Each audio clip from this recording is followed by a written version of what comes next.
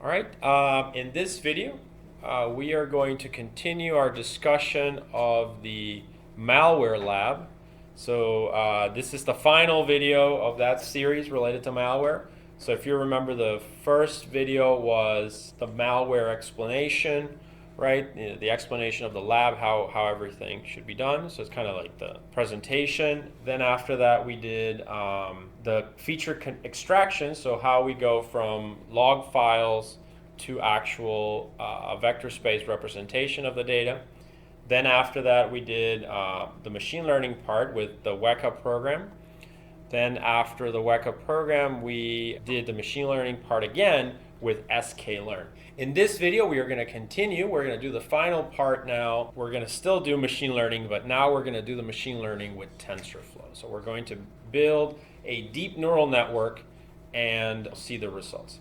So since this is a video, I'm not going to really explain a lot of the theory of deep learning or anything like that. I've already done this in the lectures related to deep learning, so you can go back to the sequence of videos related to linear regression, logistic regression, neural networks, and deep neural networks. So in those videos, I've explained how the code works, and I've explained the theory behind deep neural networks and TensorFlow. So I recommend that you go back to those videos if you haven't seen them already before you do this lab. All right, so basically here you can see we have the files in our file system. We have this file, log file features.csv. This is the data. So this is the data file. We've already converted it to the vector space model, so it's ready to be analyzed. Notice we just have one data set. We're going to split it into train and test. And then we have here our code filelist_tf.py. Basically, this is the code that we provide, and I'm going to just explain how it works. All right. So here it is. As you can see, this is now whereas in the videos I kind of had screenshots of a lot of the code. Here you can see all the code from beginning to end. You can also download this code from the GitHub repository. It's loaded there. All right, so the basic idea with this, for your lab assignment, you will have to create several architectures. All right, so here I'm just going to provide the example of one architecture, but you should create several architectures based on the videos that you saw and compare the results, right? So you can, let's say, a neural network versus a 2-layer deep net versus a 4 or 5-layer deep net, and see how it performs. Our environment here is that we're just working on this, this data set is small, so we're doing this on a VM. The next lab that we're going to do, the network intrusion detection lab, is going to have 1 million records, so that one we're going to do in a GPU just to kind of, it'll be, like our big data kind of lab, and so we will address some of those issues there. But this one, there's no issues with the data size or loading the data. It's pretty straightforward. But this is, a good example of how to build a deep neural network. So as you can see, the libraries are the same ones that I mentioned before, NumPy, Pandas. You can still use sklearn. And here we have TensorFlow as TF. So this is an important library that we're using. And then we have our metrics libraries, the confusion matrix, F1 score. And we also have the functions for label encoding, standard scalar, and train test split, right, for splitting our data. The learning rate, I've already explained what this is. Always remember the step of the giant over the mountains, right? So it has to do with the optimization algorithm, gradient descent. Number of epochs is the number of times that we're going to repeat this training, so it's going to be 5,000. The convert one hot function here does the one-hot encoding for the labels. Remember how that works. Keep in mind this is just simple code so that we can understand how the algorithm works, but I do strongly recommend that when you write your code, your algorithms, that you use the built-in TensorFlow function one-hot. Right, so I do suggest you use this one instead. then we have, the basic steps. This is the approach we have taken with sklearn and everything else. We read the data, so the data is in log file features.csv. You can see that here. So we're going to read it using gen from text into feature. Notice here we indicate that the delimiter is a comma, and we indicate that the columns, used columns, will be all the columns from 1 to 1001. So the features in our data set. This, remember, assumes that column 0 contains the labels. And we're going to read these as integer because they are basically counts, if you remember from our count vectorizer function.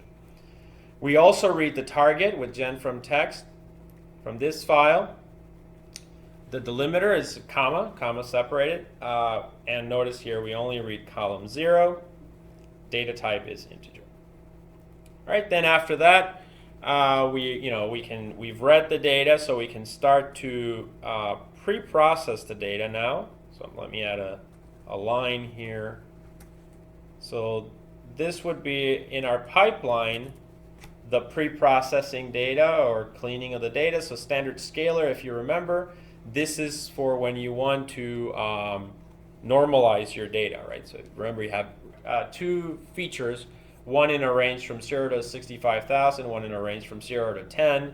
So there's big difference there in the ranges. So this process basically maps those feature ranges to ranges that are consistent, that they have the same dimensions, basically 0 to 1 or something like that. So for that, we create the standard scaler, then we fit the data with feature, and then we transform, once we've trained it, basically the SC object, the standard scaler, apply it to feature, and we get our new feature normalize. Okay, so that normalizes our features. Then remember, for this step is new. Whenever we're using deep neural networks and TensorFlow, we need the labels to be one-hot encoded. So we're going to take, first we're going to take our data and apply fit transform. We're going to use the label encoder just to make sure that, if we had good, bad, it becomes 0 and 1, 0 and 1. Right? So we encode the target into target label here, and then target label is passed through the convert one-hot function, and that creates a new variable, target one-hot, which is the one-hot encoded vectors, basically. So this, if we don't do this step, it's the TensorFlow will not be able to process the labels. So the labels do need to be one-hot encoded. All right, once we've done that, we are ready to create our train and test sets. All right, so you can see here, remember that in sklearn and TensorFlow, we need to have an X matrix and a Y vector, all right, for each data set. So in this case, since we're creating two sets, a train and a test set, we're going to end up with 4 variables. You can see that we have that here, X train and Y train one hot, and then we have X test and Y test one hot. Okay, so all we have to do is we call the function train test split, takes in as parameters feature normalized and target one hot, and then we specify that we want to split. We want a 25% split, all right, for the test set. All right, random state equals 0. All right, so we perform this, and now we obtain our 4 variables, and we are ready to do our deep neural network. All right, here in this step, I'm just going to print or obtain the values of the features on the column. So here, remember, we grab X train, and we look at the Y axis, basically the shape 1, and we can, by doing this, we can count how many columns are in X train. All right, so X train is the feature, so that basically means that we know the number of features by doing this. And then the same applies for B. We take Y train one hot, all right, and the first row basically of Y train one hot. And so by doing the length, we can also know the number of classes in that vector or that matrix, Y train one hot. All right, so this will give us the labels. All All right, so now that we have it, we can do print A and B just to double check. I do strongly recommend that you do this just to check that, if you know your data set. For instance, our malware data set has 1,000 features and 2 columns, or 2 classes, sorry. So you should get here, when you print this out, a 4 and a 2, okay, as your output. We run it, this print begin, and so now we are ready to run our code. All right, notice down here we have the familiar function print_stats_metrics. So hopefully this is familiar to you now. This function is for printing out, the precision, recall, F-measure, confusion matrix. All right, we also have the other function we saw before for plotting our data. So plot metric per epoch. So this is very useful for printing out the chart of the deep neural networks, so how it learns over time, and so this is very, very handy. So keep in mind, we keep track of something like accuracy scores list, some kind of an array that has to be global to this function. We iterate through it and extract the index, which is equivalent to the epoch, and the value, and then we can plot those by using the PLT or plot object and matplotlib. All right, so that's pretty much all the helper functions. Now we are ready for the deep learning part. All right, so this is deep learning, all right, and this is actually, where we start to define the architecture. So if you remember in the video, we had a helper function layer. So we use this function layer to be able to map any layer to the next layer, right, in a neural network. So there can be input to a hidden layer, or it can be a hidden layer to another hidden layer, or it can be the last hidden layer to the output. So this function is very useful for that. All right, and so this is our layer function here. Okay, so we have the layer given some input, right? That's the previous layer. And then we define the next layer. So using the weight shape matrix and the bias shape, right, we can predict, right, by using this. So we do return TF NN ReLU. Okay, that's the activation function that takes in as input TF matmul, which performs a matrix multiplication of whatever the input is with the weight matrix plus the bias, and that is going to be equal basically to our y hat. So if you remember, this was the y hat that goes through the activation function, and so that is, now the new output, the new y output. So if you remember, this exact same function was discussed in one of those videos. Here we define the parameters, so we need to define W and B. So let's start from the bottom, and let's look at the bias, for instance. Remember, we use get variable. We define what this is. It's just a way of reusing functions. So this is a node in the computational graph, remember, called B. It's going to be of bias shape, so whatever this is, all right, which is usually the number of neurons of the 2 layers, not the input layer, but the next layer. All right, so we need to define, we just leave this as a parameter, bias. We use an initializer, bias init, which basically is a way that we can set what we want to initialize this tensor. And so here we say that bias init is nothing more than just a constant of value 0. So constant initializer, value 0. Right, the same applies for the W matrix. It's pretty similar. Get variable, the node is called W. The weight shape, remember that this is we have 2 parameters here, an I and a J, if you will, to define the shape of the W vector. Okay, remember that this is also discussed in the previous video, but let me just do it here, kind of in a comment. So weight shape looks something like this, if you remember. So something like, let's say, 5, 2, or 3. And that just implies that you have 2 layers, this layer and that layer. The first layer has 5 neurons. the next layer has 3 neurons. All right, so that's really what you end up with. And so the weight matrix needs to be able to connect all the neurons from the previous layer to all the neurons of the next layer. All right, so that's what is happening there. We need to provide that parameter.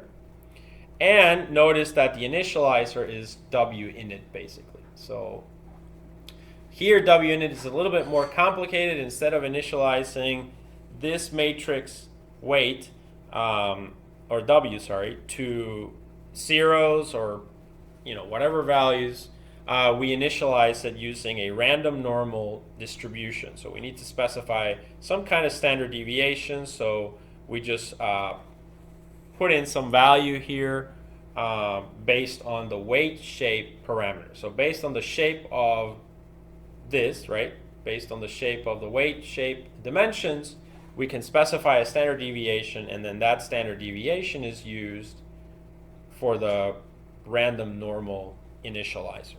All right, so these are parameters here that you kind of have to play with. There is no science to these necessarily. It's more of a little bit of an art. But usually when you do better initializations, your algorithms may perform a little bit better.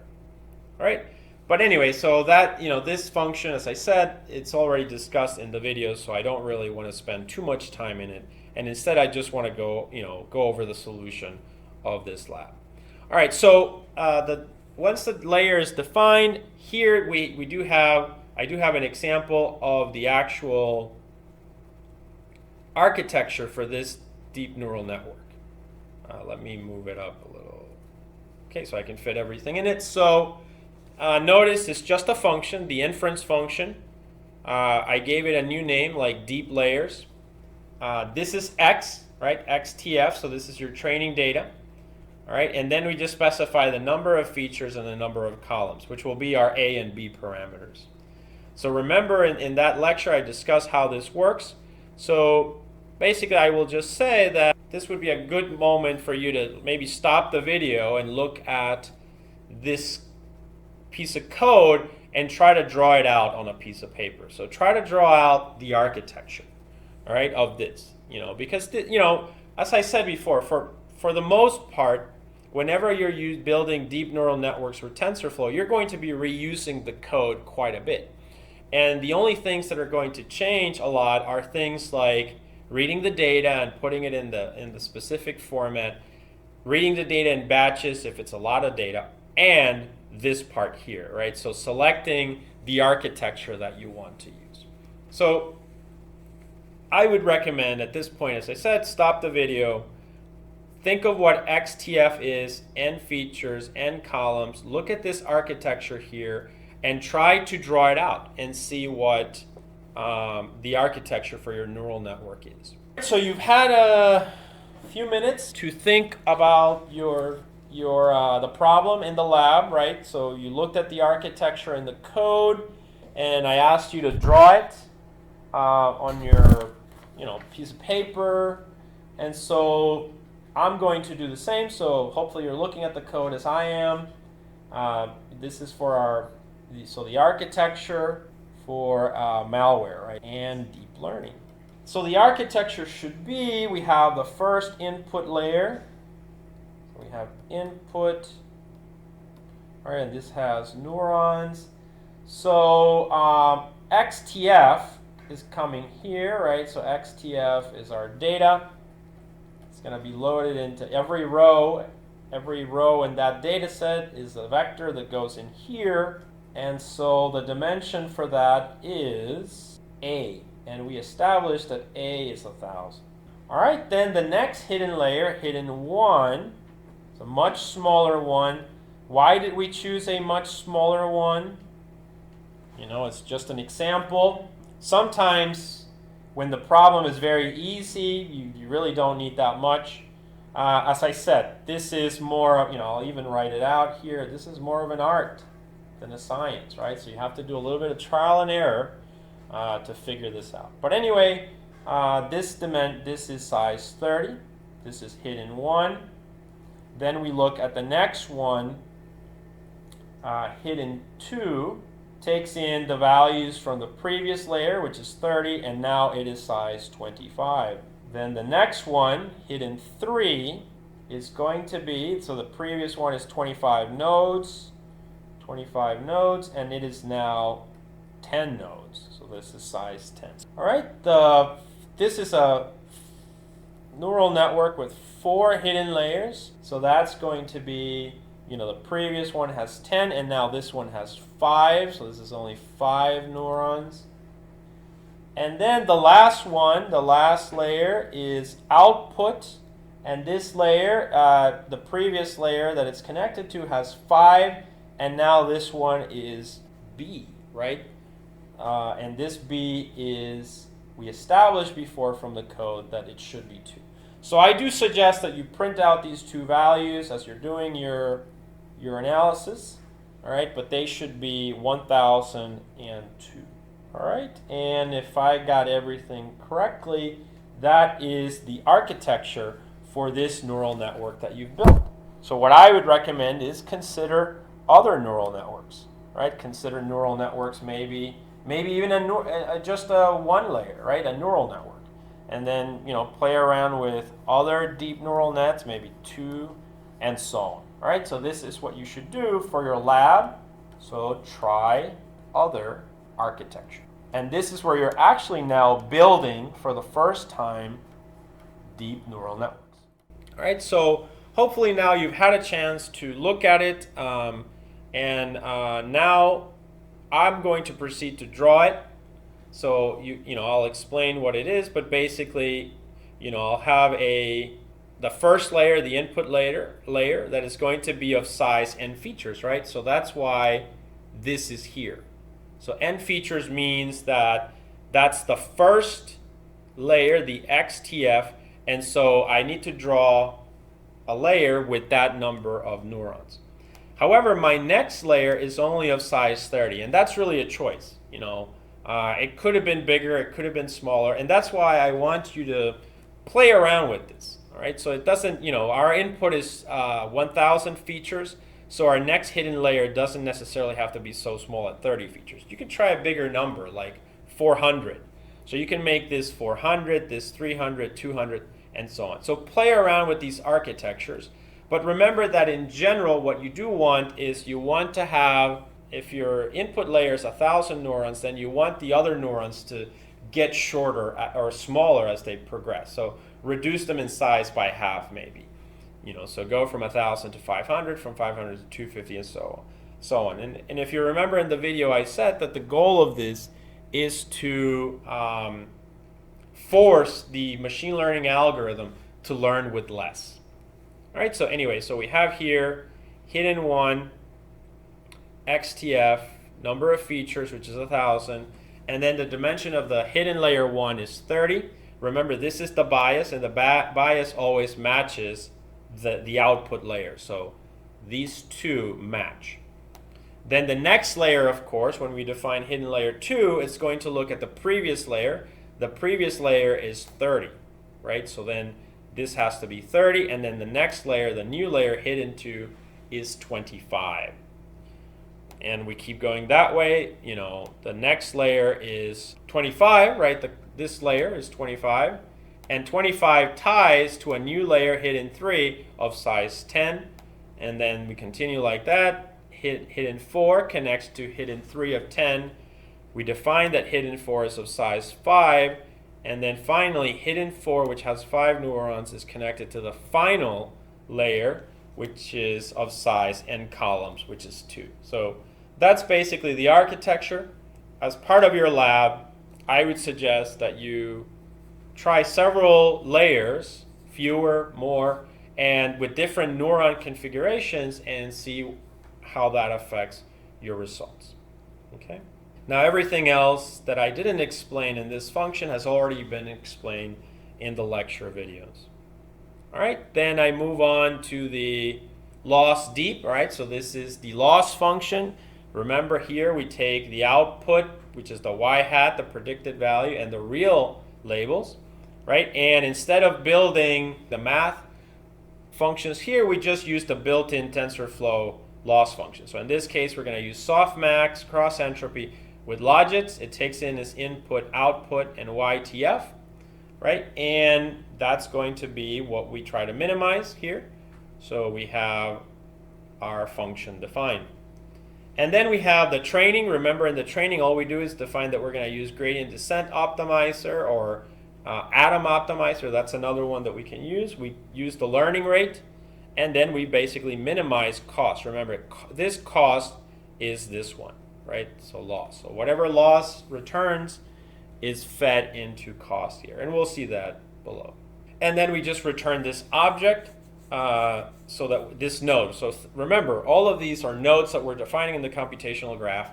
So it's like we grab the whole node and just move it somewhere else. All right, and then finally evaluate. This is our function, already explained as well. It just takes in the y hat, the predicted labels, the real labels. It applies argmax because remember that output and YTF are one-hot encoded. So it just has to get the maximum index, or the index of the maximum value in each row.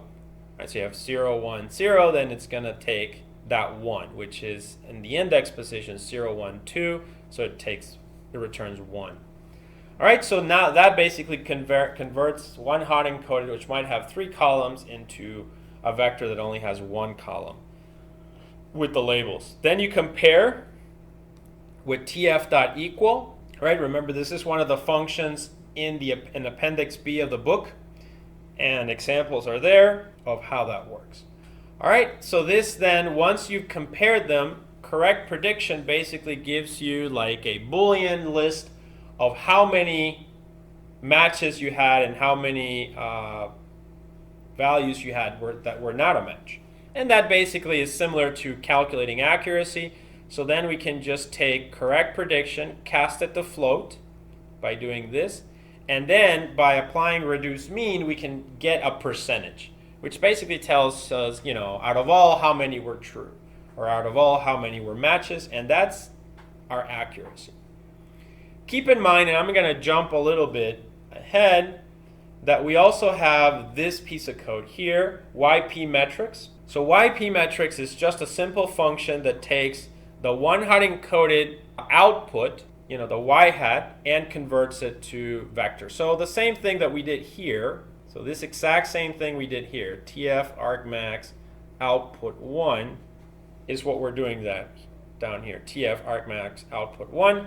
So this function is just so that we can again take the predicted labels that are one-hot encoded, you know, and make them into a just one column vector called YPmetrics, because this is what we're going to use with our functions. This one, print stats metrics function. Remember this we already discussed as well. We take the YPred and the YTest. So now that we've talked about evaluate, we are ready now to define our placeholders. Remember, placeholders store the data. So here we define XTF and YTF. They're both float and they are of size none. Remember, placeholders are none, because you can have as many rows as possible. And then the size of the columns for X is the number of features, A, and the size of the columns for YTF is B, which is the columns, because this is one hot encoded. The next step is where you have the core functions here, right? And this is where we call everything. So notice here, first we called inference deep layers, right?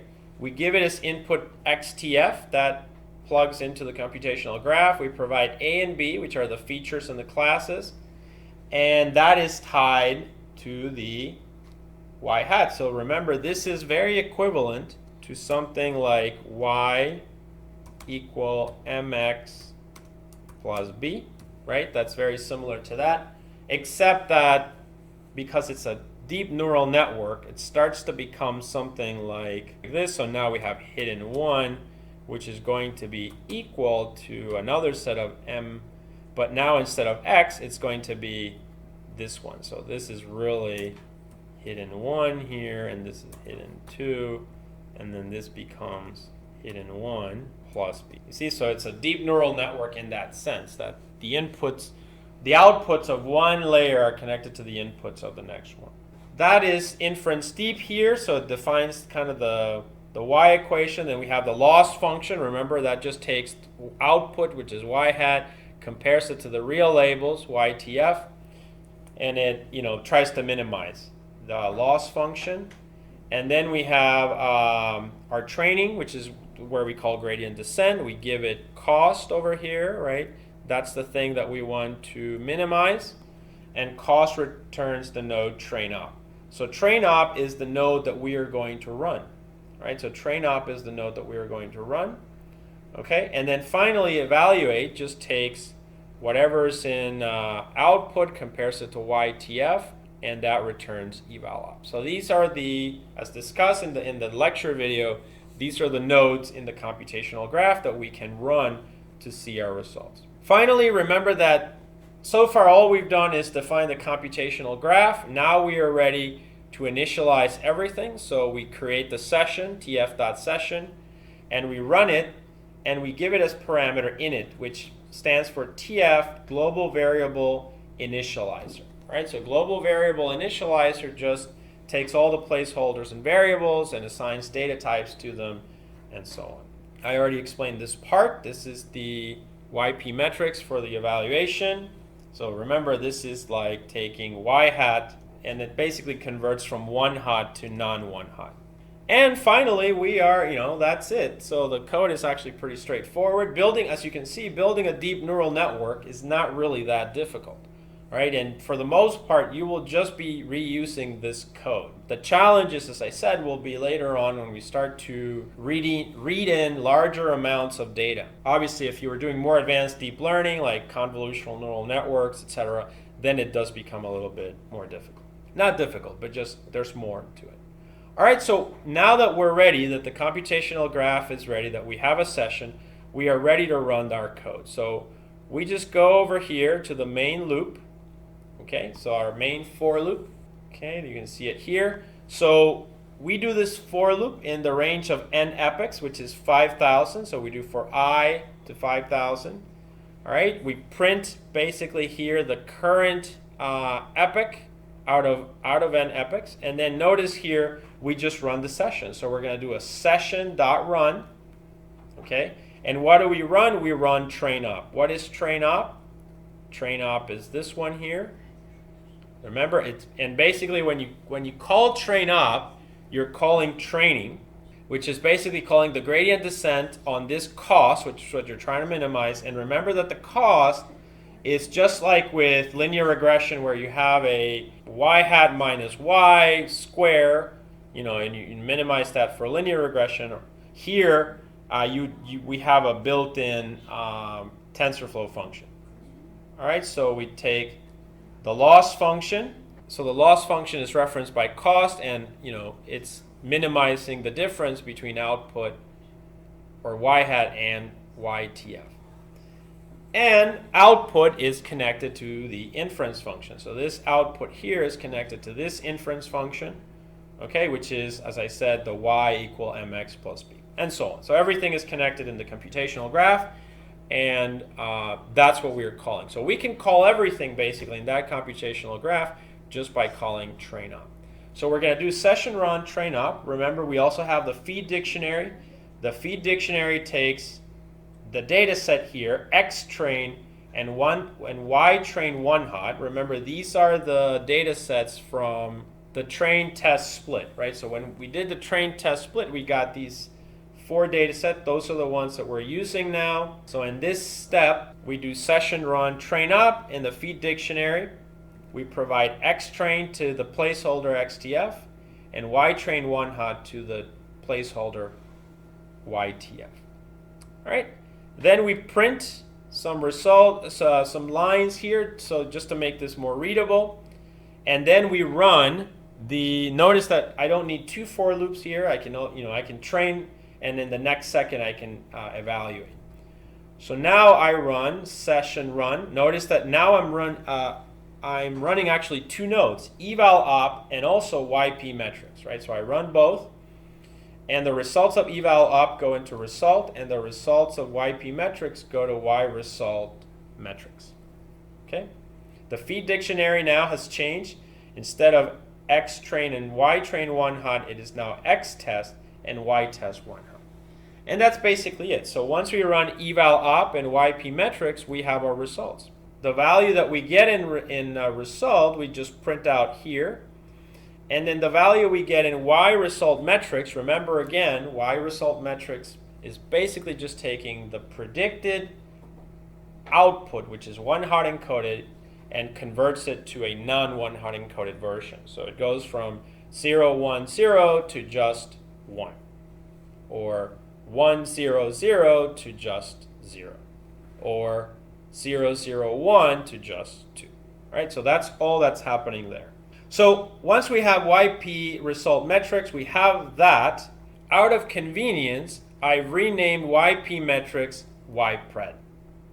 Okay, so we just rename it. So it's consistent with what we did with sklearn. Notice here that, so this is the predicted. This is the predicted here. And then this one up here is the actual, right? So this is the actual data, YTest 1 hot. And so we can, again, this just converts it from the 1 hot encoded version to non-1 hot version. So now we have YTrue and YPred, and we can compare them. So this is for the test set. So we run print_stats_metrics. We give it the YTrue and the YPred, and that will run our familiar function for getting precision recall, F-measure, and confusion matrix. And then the last part is that we are going to plot. So at the end of the code, you could change this to say every 1,000 iterations plot, just to see how things are doing. Or we just, here for our example, we plotted basically at the last iteration so that we can see a little graph.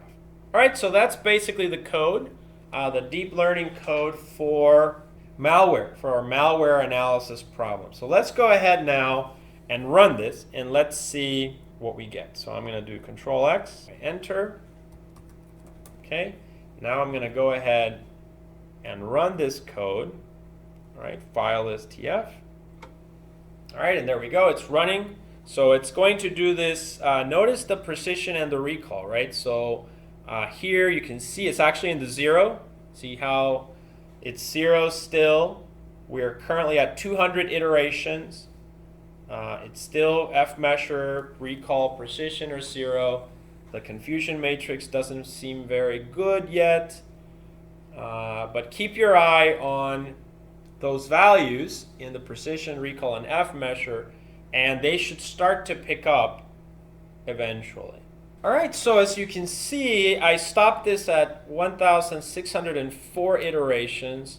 This happens sometimes, actually. I'm glad it happened, because sometimes, and this is where the initialization of the parameters, you know, those init parameters that we had in the layer function, are actually really important, because the way that we initialized the data this time, the algorithm basically wasn't converging fast enough. It wasn't really learning. So I'm going to try this again. All right, and let's see how it does. All right, so it's still at 0 at 130. It should eventually start to pick up. So at 300 iterations or so, it should start to pick up. All right, and you can see here this iteration is a little bit different, and now the values, we are at 100 or 200 iterations, and now we have a precision, a recall, and an F-measure. So deep neural networks are sometimes a little bit finicky like this. You know, it wasn't learning before for the way we were initializing it. Now it is learning, and so this can happen, and that's why, you know, as a data scientist, you have to basically work the problem, right? You have to work the problem, run a few trials, and that's one of the advantages of TensorFlow, that it gives you all these tools to address these kinds of issues. So in this one, we can see now that precision, recall, they're starting to pick up a little. Okay. Now keep in mind, this data set is a little less academic, our malware example, so our values are not going to be all above 90, or may not be all above 90. So as we start looking at more realistic data sets, especially when you start looking at your own data, you may find it a little bit more challenging to get values that converge and give you really good results. And we are done. So as you can see, a very interesting graph actually. I kind of like this graph. It shows you, the behavior. So the gradient descent algorithm struggled a little bit, right? It seems like it jumped really high at the beginning, then it wasn't learning at all, and then it started to learn again. So it started to converge again, and you can see the behavior of the graph there. So you have it dips, and it never went past like 81%. So, okay. So that's the result of the graph. Here are the final results at run 5000. Accuracy was 81. The confusion matrix had 7 misclassifications here. Precision was 65. F measure was 78. Recall was 1. So can you improve these results? Well, give this a try. Try other architectures, other, more or less or fewer hidden layers, more or fewer neurons. Play around with your architecture and see what you get. So let me go back to the code one last time just to kind of point out a few things. So here, things that you can tweak a little bit. You can change the learning rate, right? So maybe add another 0 here, see what happens, or make this, so try other values, right? So try 0.1 and see what you get. Try 0.01 and so on, right? So try more and see what you get here. Try more epochs or fewer epochs, right? See what that gives you. All right. I do suggest you use the built-in TensorFlow one-hot encoded function. Try that as well instead of this. There are other ways of reading in data, so you can always experiment with that as well. Here you can leave the scalar that I would recommend that you should always normalize your data. We did the label encoding. I would suggest that you try to print these values. Now, it's nice that we can, these are not TensorFlow nodes, these are just sklearn variables. So these are easy to print out. Unfortunately, one thing that you should always remember is that it's sometimes difficult to see what's in a tensor, all right? So a few tricks with that is you can always print out the dimensions, but it's not so straightforward usually to visualize what's in the tensor. But at least certainly here, you can print out these variables for the labels and the normalized data just to get a feel for what's in there. Other things you can change, you can plot, instead of plotting, here we were just plotting the accuracy scores. You can try to plot also the precision, the recall, the F measure. So just, same approach, just create a new list and see what that gives you. And here, of course, you can modify these, what I was saying, try more layers, fewer layers. Remember, you just have to remove the ones in the middle. You really just need to have the input layer and the output layer, right? So you need to have this one output and the first one, and then in between you can decide how many layers you're going to need to use or want to use. So here you wouldn't really change anything. I did suggest you change the learning rate at the top of the code. Here, these are the sessions, so there's nothing much that you can change here or here. But anyway, so those are some recommendations that I make to you to see if you can improve your results. So in conclusion, these were the results of our code, or of our TensorFlow example from Malware. As you saw, we printed out precision, recall, F measure, the confusion matrix. We also printed out a graph. And so now as a data scientist, what you have to do is you have to interpret these results, right? So you have to interpret them. And so I would say it seems like with the F measure of 78% for a 2-class problem, okay, it seems like this could be okay. As a cybersecurity professional, you probably have to add a little bit more judgment there and say, how helpful this will be really for your task. All right, so hopefully that made sense for you. This was our doing malware analysis with a deep neural network in TensorFlow.